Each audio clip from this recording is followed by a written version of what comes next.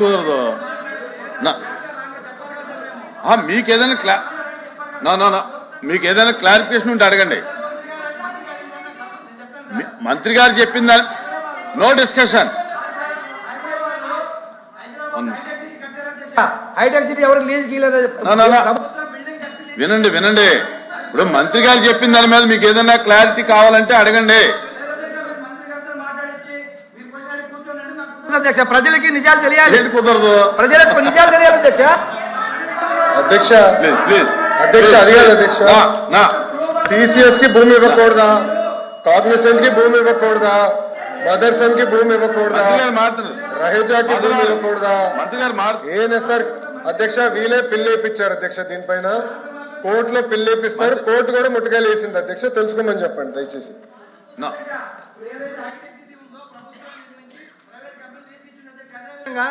ఇప్పుడు అధ్యక్ష మేము గూగుల్ మేము తీసుకొచ్చిన డేటా సెంటర్ ని వాళ్ళు కూడా దాన్ని అరే ఇది డిస్కషన్ కాదండి. చూడండి క్వశ్చన్ వేరు ఇది వేరు. నా ప్లీజ్ ప్లీజ్ ప్లీజ్ కంక్లూడ్. నా question number 14237 minister for Durgesh గారు. నా ఎల్ఓపి గారు కూర్చోండి. ఎల్ఓపి గారు మాధవ్ గారు కూర్చోవాలి. మాధవ్ గారు కూర్చోవాలి.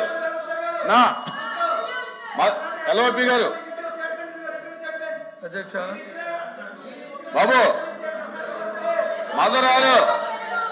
అరే అరే ఏ వాట్ ఈస్ దిస్?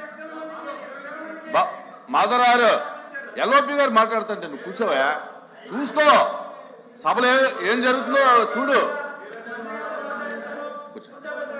అధ్యక్ష అధ్యక్ష ప్లీజ్ ప్లీజ్ ప్లీజ్ ప్రభుత్వం ప్లీజ్ ప్లీజ్ అమ్మా ఓకే ప్లీజ్. ఏంటమ్మా ఏంటిది? ప్లీజ్ ప్లీజ్ మాధవరారు కూర్చో. మాధవరారు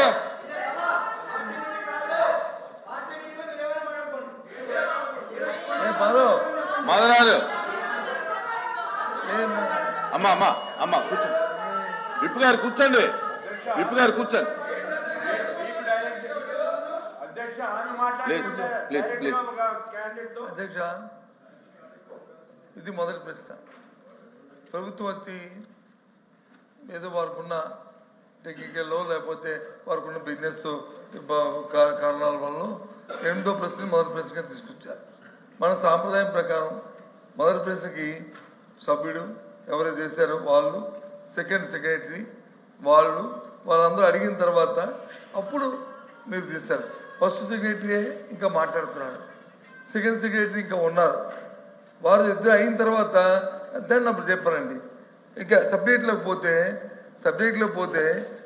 మంత్రి గారు చెప్పారు ఏమని, రియల్ ఎస్టేట్ కంపెనీ కూడా 99 పైసలకి ఇచ్చుకోవచ్చు ఇస్తున్నామని చెప్పారు.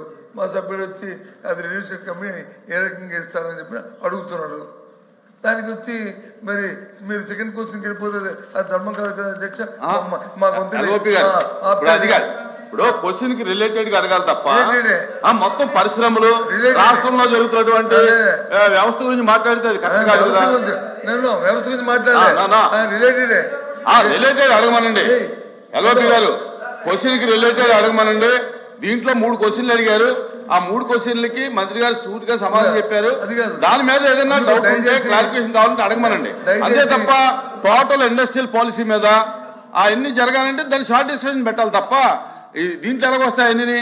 దయచేసి మన మంత్రి గారు కూడా మన మెగ్రీ మినిస్టర్ గారు కూడా మధ్యలో ఇంటర్వ్యూ అయ్యారు. ఆయన కూడా చెప్పారు షార్ట్ దాని మీద ఎవరి అభిప్రాయాలు వరకు ఉన్నాయి. దయచేసి ముందు ఆ క్వశ్చన్ కంప్లీట్ అయితే దాని మీద మా విధానం కూడా మా పార్టీ విధానం కూడా మాకు ఉంది. దయచేసి మేము దీనికి చెప్పదలుచుకున్నాం కాబట్టి ఆ సభ్యుడికి తర్వాత సెకండ్ సెక్రటరీకి అవకాశం ఇవ్వండి అధ్యక్ష. ఆ తర్వాత థర్డ్ పర్సన్కి మరి క్వశ్చన్ మీద అడగమనండి. ఇబ్బంది ఏం లేదు. క్వశ్చన్ మీద అడగమనండి. ఓకే ఉండు అయిపోయింది. దాని మీదే ఒక్క నిమిషం మీది కంప్లీట్ అయిందండి, మీ కంప్లీట్ అయిందా? అందుకని సబ్మిట్ కి ఆ తర్వాత వచ్చి సెకండ్ సెంటర్కి ఇచ్చిన తర్వాత దాన్ని మీరు మీ బిజినెస్ మీరు అడిగితే మాకు అభ్యంతరం. అంటే డివేట్ అవ్వకుండా అడగమనండి, ఇబ్బంది ఏం లేదు. ఇప్పుడు ఎంతమంది సిగ్నేచర్స్ ఉంటే అంతమందికి ఇస్తాం, ఇబ్బంది ఏం. కానీ డివేట్ అవుతుంటే సబ్జెక్ట్ డివేట్ అయిపోతుందండి. అది ముందు వాచ్ టైమింగ్ అది మార్చాలి అధ్యక్ష, టైం తప్పు ఉంది అది. తర్వాత నిన్నైతే బిఎస్సీ ఇప్పుడు ఇక్కడ కూడా బిఎస్సీ జరుగుతుంది. అయితే నిన్నైతే బిఎస్సీలో ఒక డెసిషన్ తీసుకున్నాం అధ్యక్ష. క్వశ్చన్ అవర్ అనేది కంపల్సరీగా 1 అవర్లో కంప్లీట్ చేయాలి. 1 అవర్ తర్వాత డిముట్టిబుల్ ఆన్సర్ అని చెప్పి ఒక నిర్ణయం తీసుకుని అన్నప్పుడు అన్ని క్వశ్చన్స్ రావాలి అధ్యక్ష. అందరికీ క్వశ్చన్ డిస్కస్ రావాలని వచ్చినప్పుడు మీకు అడగొద్దని అనడం లేదు. సంబంధం లేనివి లేకపోతే మొత్తం అన్నీ కలిసి అడిగితే దానివల్ల సమయం కూడా వేస్ట్ అవుతుంది. ఎల్ఓపి గారు ఏంటంటే ఇది పెద్దరికం ఉపయోగించాలి. మీరు పెద్దవాళ్ళు పెద్దరికం ఉపయోగించి హౌస్ చక్కగా జరగడానికి అన్ని క్వశ్చన్స్ డిస్కస్ రావడానికి ఉపయోగించాలి. ఇప్పుడు ఇంత క్లారిటీగా మీరు అడిగిన క్వశ్చన్కి ఎంత క్లారిటీగా చెప్పారు. రహీజా అనేది ఒక రియల్ ఎస్టేట్ వ్యవస్థ కాదు. రహేజా వాళ్ళు బిల్డింగ్లు కట్టిన తర్వాత ఆ బిల్డింగ్లో కూడా చాలా పరిశ్రమలు వచ్చాయి. ఆ పరిశ్రమల ద్వారా లక్షలాది మందికి ఉద్యోగాలు వచ్చాయని స్పష్టంగా చెప్పారు. ప్రూవ్ అయింది హైదరాబాద్. అదే పద్ధతిలో విశాఖపట్నం కూడా చేస్తున్నారని చెప్తే మళ్ళీ డొంక తిరుగుడుగా రియల్ ఎస్టేట్కి ఇస్తున్నామని మంత్రి గారు చెప్పారు, ఒప్పుకుంటున్నారు. ఆ రకంగా మాట్లాడడం విధానం కాదు. ఏదైనా కొత్తగా అడగండి. మీరు మంత్రి గారు చెప్పారు 5 కంపెనీలు కానీ, లేదు 6వ కంపెనీకి ఇచ్చారు, ఈ కంపెనీకి ఇచ్చి మీరు చెప్పడం లేదు 99 పైసలని. అలాంటి వాటితే చెప్పడానికి సిద్ధంగా ఉన్నాం. కానీ సంబంధం లేని క్వశ్చన్స్ చేసి సమయం మీరు ఎంతమందిగానే ఇవ్వచ్చు. 10 గంటలు 1 గంట సేపు అయిన తర్వాత లిమిటెడ్ ఆన్సర్ అని చెప్పకుండా అన్ని క్వశ్చన్స్ వచ్చినట్టుగా చేయమని మా విజ్ఞప్తి. మంత్రి గారు ఓకే. మాధవరావు సూట్ గా మీ డౌట్ ఏమైనా ఉంటే క్లారిటీ కావాలంటే అడగండి. ఆన్సర్లో 4 ఆన్సర్ సార్. 4 సార్ మీరు చూడండి.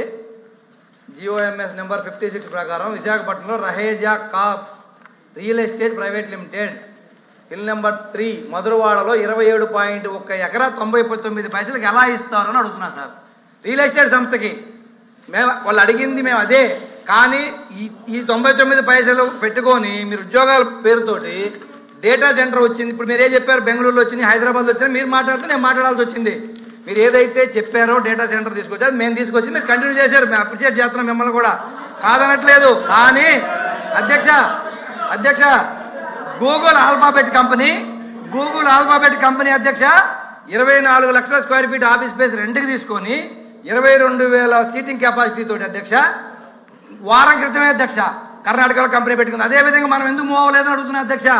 మనమేమో భూములు ఇస్తున్నాం 99 పైసలకి, కానీ భూములు లేకుండానే ఉద్యోగాలు తెచ్చుకుని పక్క రాష్ట్రాలు ఆయన చెప్పారు తెలంగాణ కర్ణాటక గురించి మాట్లాడారు. ఆంధ్ర గురించి మాట్లాడాలని మేము ఆయన తెలంగాణ గురించి ఎందుకు మాట్లాడతాడు? ఆయన ఈ రకంగా ఉంటే కూర్చోండి నా